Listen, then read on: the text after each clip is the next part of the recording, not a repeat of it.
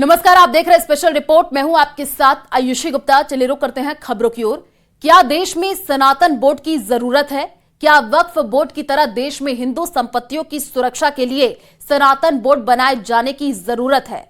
वक्फ संशोधन बिल के वक्त से ही इस तरह की मांग उठती रही है, लेकिन अब मशहूर कथावाचक देवकी नंदन ठाकुर ने सरकार को सीधे सीधे मांग सरकार से कर दी है कि वो वक्फ की तरह ही सनातन बोर्ड का गठन करे। क्या है कथावाचक की मांग, समझिए इस रिपोर्ट में।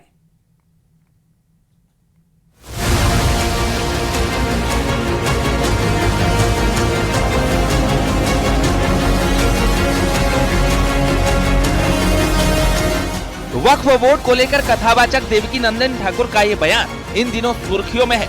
एक और देश भर में वक्फ बोर्ड बिल को लेकर घमासान मचा है। वक्फ बोर्ड की तर्ज पर देश में सनातन बोर्ड बनाने की मांग कर दी है।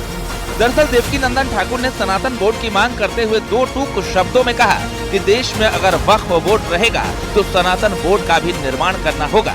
साथ ही जितनी जमीन वक्फ बोर्ड ने हथिया रखी है उतनी ही जमीन सनातन बोर्ड को भी देनी होगी। इसके साथ ही देवकी नंदन ठाकुर ने 16 नवंबर को दिल्ली में विशाल धर्म संसद का आयोजन करने का ऐलान किया।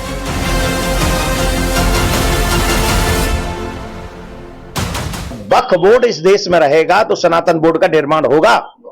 सनातन बोर्ड का निर्माण इस देश में सरकार को करना होगा। प्रत्येक राजनीतिक पार्टी को इसका जवाब देना होगा। अगर आप वक्फ बोर्ड का सपोर्ट करते हो तो आपको सनातन बोर्ड का सपोर्ट करना होगा।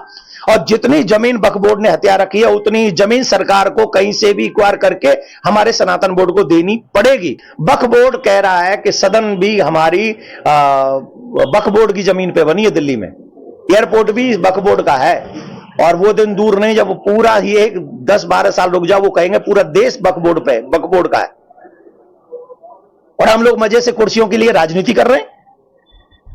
अरे कुर्सियों का विषय नहीं है, देश को सुरक्षित, संस्कृति को सुरक्षित, हमारी बहन बेटियों को सुरक्षित करने का विषय है, धर्म को बचाने का विषय है। देवकी नंदन ठाकुर के वक्फ बोर्ड पर दिए बयान का समर्थन अयोध्या के संतों ने भी किया है। महंत राजूदास ने तो वक्फ बोर्ड को हटाने तक की मांग कर डाली है। वहीं मुस्लिम स्कॉलर ने देवकी नंदन ठाकुर को बाबा बताते हुए कहा कि उनको नियम कानून की कम जानकारी थी। उन्होंने कहा वक्फ बोर्ड हटनी चाहिए। स्वाभाविक है, जब एक बार धर्म के आधार पे देश का बंटवारा हो गया, आप जमीन भी ले लिए, पाकिस्तान भी चले गए और उसके बाद आपको बोर्ड भी चाहिए। इसके नाते मैं मांग करता हूं कि जितने सिंधी सिंध में हिंदुस्तान आना चाहते हैं उनको इस वक्फ बोर्ड की जमीन में बसाना चाहिए, क्योंकि वो आना चाह रहे हैं और वहां से पाकिस्तान आने नहीं दे रहा है। उनको बाबा हैं, उनको नियम कानून की जानकारी नहीं है, इसलिए वो ऐसा बोलते रहते हैं और सरकार का श्रेय मिल रहा है उनको, इसलिए कुछ ज़्यादा ही बोलने लगे।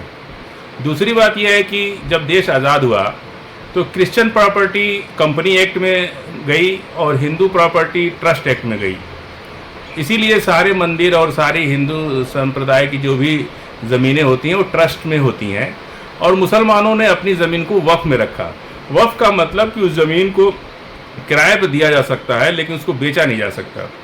देखिए, सबसे पहले तो हमें यह पहल करना होगा, सरकारों से मांग करनी होगी, हिंदू समाज संगठित होकर आगे आकर मांग करे कि वह बोर्ड को समाप्त करें, अन्यथा ये पाकिस्तान से बड़ा देश बना लेंगे। जाहिर सी बात है, इनके पास आज तीसरे नंबर पर सबसे ज़्यादा ज़मीनें हैं। तो सबसे पहले हमें इस बात पर पहल करनी पड़ेगी कि हम जल्द से जल्द वक्फ बोर्ड को समाप्त करें और उसके बाद यदि जनता जागरूक है, संगठित हिंदू एकत्र होकर आगे आता है तो निश्चित ही सनातन बोर्ड का भी पहल किया जाएगा। उधर देवकी नंदन ठाकुर की इस मांग को बीजेपी के पूर्व सांसद ब्रजभूषण शरण सिंह का भी समर्थन मिला है। उन्होंने कहा कि देवकी नंदन ठाकुर की बात जायज है, सबका बन रहा है तो बनने दीजिए, हमें तो नहीं लगता कि इसमें कोई दिक्कत है। वहीं कथावाचक की मांग पर सियासत में समाजवादी पार्टी भी कूद पड़ी है। उसका मानना है कि अपने धर्म के प्रचार प्रसार के लिए अगर कोई ऐसा करना चाहता है तो इसमें कुछ भी गलत नहीं है, लेकिन धर्म की राजनीति नहीं होनी चाहिए।